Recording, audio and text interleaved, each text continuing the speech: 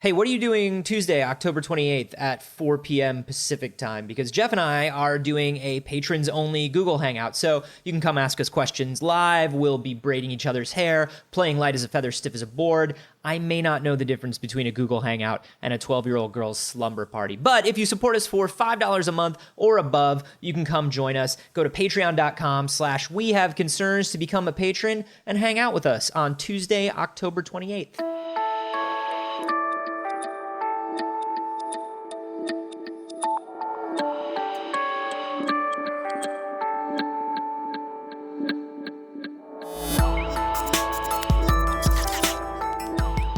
So did it feel weird taking it off? What? Your beard. My beard. Oh, yeah. You look so boyish and youthful. Well, you know, I thought I'd get rid of the summer beard and go into the sleek, hairless winter look. Ah, smart. I would never survive in the wild. Yeah, no, you know what it is? Honestly, the main motivator for it is I've lost a lot of weight. And mostly in hair on your face. Mostly in hair on my face, but just overall as well. And I just wanted to see what my face looked like. Looks like that. Because I lost like 15 pounds. Or actually, since I've gotten the beard, I've lost maybe like 25 pounds. So I was like, let's see what it looks like. Plus, it's so fucking hot in LA that I was just like, I don't need this. Are you keeping it off? I don't know. The weight, not the beard. The weight, I'm gonna, just kidding. The weight I'm going to try to keep off. Though I'm thinking I may gain like 70 pounds of just straight up muscle mass. There you go. Like, I'm thinking that's the way to go. Get back to your old weightlifting days. I kind of timed it so if I decided after a week I didn't want the beard anymore, I could do the charity No Shave November and grow it back and earn a little money for charity. Smart. Like if I decided I didn't like it. There you go. We'll see. Timing. Timing is everything. Speaking of timing, this is We Have Concerns. Hello, concerned citizens, and hello, Anthony Carboni. Well, hello, Jeff Canada. Guess what? Chicken butt. Guess what? What? I don't like it when you sound that excited. Oh, we got a story sent in by many, many people this week. Oh, great. It must be a super valid and really interesting and important story. It must mean a lot of things for society. Yes, it it's probably does. Gonna change mankind. It does. Faithful listeners of We Have Concerns will remember an episode entitled Welcome to the Hoverboard Future, where you mocked me for getting excited about hoverboards. Well, looks like the mockee becomes the mocker. Because guess what Engadget just rode? A working hoverboard, sir. Okay. Welcome to the Hoverboard Future. No. I refuse to allow this. Absolutely not. Because I'm immediately going to say, I don't think that means what you think it means. The title of the Engadget article. Engadget, pretty trustworthy news source for gadget news. Yeah, it's right in the name. Yeah. We rode a $10,000 hoverboard, and you can too. This is the Hendo, right? Or whatever. The Hendo. The Hendo. This is a Kickstarter. Yes. For these guys, it's based on maglev train technology. This is correct. It'll hover about an inch above the ground. There's people who can stand on it, ride on it. They built a special half pipe that they have a video of the guy riding on. And here is where I begin to poke holes in your $10,000 hoverboard. Welcome to the Hoverboard Future. No. Dun, dun, dun, dun, dun. Absolutely not. Do they mention why they have to build a special half pipe, Jeff? Well, yes. Would you care to enlighten our audience as to why a special half pipe is needed? Well, it only hovers over very specific surfaces, non-ferrous metals. So, like copper or aluminum. So if your street is covered in copper, if you live on one of those beautiful copper-lined streets that we all live on. Which, by the way, let's get our top men on that. Ugh. We should be coppering all the streets so that these hoverboards can work on them. That's step 2, dude. Step 1, make the hoverboard. I think that's incorrect. I think step 1 is not make the hoverboard. Step 1 is make a hoverboard that can hover anywhere you need it to hover. Well, step 1 is make a hoverboard. Yes, this is not done. a hoverboard. Done. It's not a hoverboard. It hovers. It's a board. People ride it. Some details to work out about the surfaces, and we need to resurface the planet. Yes. Previously, when we talk about technology and changing the world to bend its will to technology, you're kind of like, well, let's think about this. But now you're like, cover the earth in copper. Yeah, let's do it. I'm willing to donate every penny, literally every penny I have to the copper. We just have a copper drive. Pennies are not really copper. Yeah, I know. It's a bummer. Yeah. It's a bummer. It's a copper coating. It is because copper is hard because we needed to surface the planet with. Because we've been saving it in case a hoverboard was ever invented. All right, I will settle for building a copper half pipe in my backyard for this. Will you? Probably not. A $10,000 hoverboard shows up on your front doorstep. Yes. You open it up. So excited. And you have to build a copper track in your backyard before you can use it. Let me mention once again, you live in an apartment complex in LA. You don't have a backyard. I don't have a backyard yet. Okay, step 3, copper half pipe. Step 2, get a backyard. Step 1, still hoverboard. I'm actually all for covering the earth in copper because copper, a lot of bacteria, including staph infection bacteria, can't live on copper. Oh. And they're talking about covering a lot of hospital surfaces in copper and how copper is kind of the future of... It's really? not antibacterial, because the antibacterial stuff that we use is actually just making more resistant bacteria, but copper is just something they can't live on. Doctors hoverboarding down the hallway. Hoverboarding. Dr. Cool! Dr. Cool hoverboarding down the hallway! Hey, I heard that there's something wrong with you. Oh, yeah, I broke both of my legs. Wow. Yeah, I broke them. I was hoverboarding. Man, let me tell you something. Unless you're a doctor... do not attempt to hoverboard. Whoa, Dr. Cool, where are you going? I'm gonna go get some cast for your legs, and also, I'm gonna make a suicide in the machine in the cafeteria. That's when you mix all the sodas together. Whoa, that's cool. It's real cool. I'll be back to set those legs. Try not to move for the next 45 minutes. Wow, I can't wait till he comes back and shows me how to hover. Oh, Dr. Cool, watch out! Ah! Oh. I wish copper wasn't so hard on the bones. Does your cold, callous heart not have any joy for this? It does, and here's why. What these guys are really doing, we've seen this 100 times before. This is a stealth Kickstarter. This is not a Kickstarter for a hoverboard. This is not what's going on. This is a Kickstarter for guys who are experimenting with the technology that's used in maglev trains. Yes. And they need... You're not wrong about that. They need money to work on other applications for what we could use this stuff for. Well, and if you think about... And to also get us used to maglev technology. And also to make us understand that maglev should be used in more ways. And can be smaller and used on smaller things. Mm-hmm. And, I mean, if you think about, I think Star Wars, they're constantly moving cargo on little levitation tracks. Yeah. Right? There's probably a bunch of video games that do that, too. Mm-hmm. Mostly Lego Star Wars. Yeah.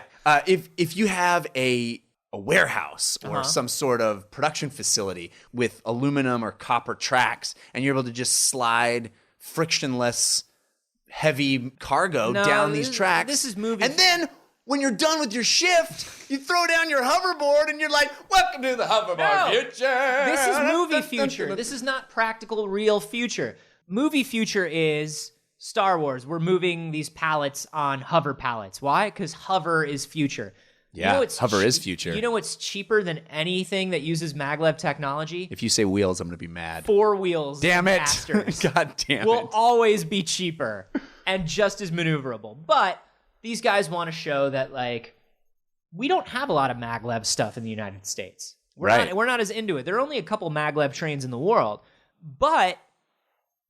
it becomes a very efficient way. Like our subway systems, our cross-country train systems, they run on an old infrastructure that is not really efficient and is extremely expensive to upkeep. So if these guys are like, look, maglev is cool, Marty McFly, hey, everybody, wear a vest. I don't know, whatever. They're like, hey, cools, why don't we invest in infrastructure? That's basically what it is. It's like, hey, teens, do you want to invest in infrastructure? No! Well, that makes sense. But do you want to invest in hoverboard infrastructure? Yes! Great, and by the same token, we'll be able to improve transportation. Hey, man, whatever it takes. Yeah, and that's what they're doing, is they're like, if $10,000 gets you a built hoverboard, and they send you track. That's what's really funny. They send you a bunch of aluminum or copper track to lay out and build. Hey, Harvey, I got a little complaint. I'm excited about all the kids coming over and playing hoverboard. Yeah, sure. But I got to say, about anywhere between noon and 4 o'clock when the sun hits your prime hoverboard time is what we call that. Yeah, but it hits That's your. when I can really shred. It's not really shredding because I'm not shredding against anything. Right. It's just smooth, Jim. It's like a smooth sailing around. I'll tell you what's not smooth. On this brilliant metal surface. It reflects. The sun reflects quite intensely right off the copper track there, and right into our bedroom window on the second floor, right across the street. And my wife had some retina issues because she looked over at your yard and was blinded by the copper reflection. And I'm hoping, as a kindly neighbor, you'll be cooperative enough to. I'm going to tell you what, Jim. I'm not going to say that it's not a problem. We've had our own issues with it. A lot of the kids have been just passing out. Yeah. Just because you know what it's basically like is we put them on these hoverboards and they're just baking. They're just baking in the sun. Yeah. It's very intensely hot. It's intensely hot. It's incredibly dangerous. It's obviously bad for your wife's retinas, but counterpoint. Whoa. Yeah. Can I get on that? Absolutely. All right. Oh my goodness, I'm floating. Oh, it's very hot. Jim, it's very hot. Jim, honey. Just a second, baby. Jim, honey, I need you to help me. I need you to help me get dressed. I'm so blind now. Yeah, I know. I'll be right there, honey. Just 1 second. Oh, this is fantastic. Oh, it's so hot. It's so very hot. I'm sweating. You want to be constantly drinking water and or wearing ice packs. Oh, you know what? I don't feel so good. Honey. I'll be right there, honey. I'm not feeling so. Honey, I can't see a thing. Well, at least this was incredibly expensive. Welcome to the Hoverboard Future. This is one of those ideas that we just get so blinded by because... No pun intended. That's your dad joke, sir. No, I didn't mean it. You did. I didn't mean it. Everything. Hoverboards ruin everything. God, I feel terrible now. But this is one of those technologies where we were a kid and we saw Back to the Future and now we want it just because we want it. It doesn't make any sense. Did you see when they're releasing this? Do you see when they're releasing this? If you buy it on the October Kickstarter? 21st, 2015, I'm going to guess. Yes! Yep. That's called synergy. That's marketing synergy. You mentioned $10,000 for the hoverboard. Okay, that seems a little extravagant, but I understand. Exorbitant for a device that you literally can't use anywhere. Yeah. You know what I mean? Like $10,000 for something that literally is not useful anywhere at all. But I'm trying to think of any aluminum or copper surfaces I've seen in the greater Los Angeles area that are big enough to skate on. Yeah. I don't know of any. Maybe the surface of the Walt Disney Concert Hall. Yeah, you're literally going to invite people over to stand on an aluminum tile. Hey, everybody throw your pennies on the ground. Let's see if we can get this baby going. Finally, something you do with that change jar that I have in the kitchen. It just keeps... Dude, the change jar just keeps getting bigger. Yeah. Like, it's getting bigger and bigger. Like, it's got a mind of its own now, I think. I don't even pay for things in cash. You know what I mean? Like, I use my phone, I use my card. I don't pay for things. Apple Pay. Where are these pennies coming from? They're just multiplying. You want to know something fucked up? My car just got broken into. Yeah. You know what they stole out of my car? What? My little change purse that I keep in the car for parking meters. They took that, and they took a bag that I had full of my headshots and resumes as an actor. So somewhere there's a guy parking his car and throwing my fucking headshots on the ground. That means you're in demand. That guy looked at cash and he looked at a bunch of your pictures and he's like, oh shit. Not only do I need these quarters because I too am parked on this street, I need a guy who can play like clean cut, early 30s. It's a casting director burglar. Yeah, like it's the casting director cat burglar. He struck again. God damn it. This guy will be perfect for that young, cool dad in my Volkswagen commercial. I'm so hungry. Maybe he just looks a lot like me and didn't want to pay for his own headshots. Somewhere out there's a guy who looks like you, but with like a curly mustache. He's like, I guess I'll just shave, see? He's like, this will be perfect. I'll send this to my agent.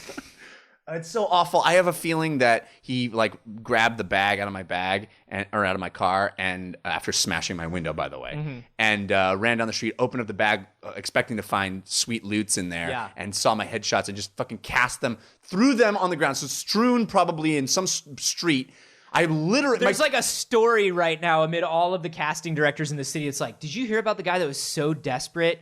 He literally just papered the entire street with his headshots. Have you heard about this guy, fucking Jeff Kanata? Well, I'll tell you what. I'm never hiring that guy. Never hiring him. He reeks of desperation. Yes. He is literally in the gutter at this point. His career is literally in the gutter. That's yours. I'm just saying. That's your dad joke. God damn it. Now we can only be clever. What'll we do? Is it time to stop the episode? Jeff's like checking the timer. He's like, I don't know if I have another 3 minutes of clever in me. He's like, but I've got a million street puns. It's true. Street puns, tough puns. Somehow the kind of puns that only the youths, the tough youths use. Exactly. Street puns. It's a pun that can take care of itself. Yeah. It's just like, oh man, cross the street when you see those guys. Why? Because they've got saucy double entendres. They steal change out of people's cars and use witty banter. It's Mac the Knife over here. Kids, ask your grandparents what Mac the Knife is. Ask your grandparents to go to the library and look up what Mac the Knife on microfilm. How excited are you really about this thing? Well, here's how genuinely, legitimately excited here's the litmus test about that. Because not only is it $10,000 to own one of these bad boys, but you have to pay $100 just for a 5-minute ride. Do they come to you, or do you have to come to them? That's a good question. Ride? I don't know the answer. Because this is one of those Kickstarter rewards where it's like, we're located here for $100. You have to fly out. My money's on that. Yeah. And $1,000 gets you a private coached tour hour-long ride. So I'll tell you this: as excited as I am for Hoverboard Future, I don't think I'm going to pay $100 for 5 minutes. No. Because fuck that. And I'm certainly not going to pay $10,000 to stand in my own living room and be like, I'm hovering, I'm better than it. Well, maybe I would do that. Because functionally, that's all I want, right? Is to just know that I'm the first guy with a hoverboard. I'm hovering! Hey, I'm hovering. I know, it's blinding! Maybe hover a little less! I'm hovering, and your husband is still passed out in my backyard, just so you know. It was so cool. Are you legitimately excited for the hoverboard? Really? Really honestly, like 100%. Are you excited about this? I'm excited about this as 1.0, version 1.0. It's not even 1.0. It is. It could be. It's not even 1.0. 1.0 is it hovers down the street, but maybe not as well as you would like. 1.0 is a usable first thing. This is a usable first thing. It just has very strict stipulations.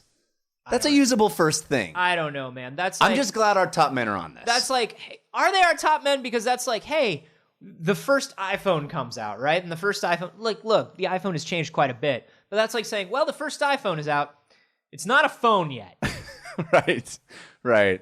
Well, it is a phone, but you have to stand right next to a telephone pole. It's a phone as long as you're in an Apple store. It can make phone calls from any Apple store in the United States. Other Apple store. To any other Apple store. Yeah, that's what this is like. The first iPhone was not amazing, but it was a phone and it went on the internet. iPhone. This is a hoverboard in the sense that it's a board. And it hovers. But are you using it the way you expect to?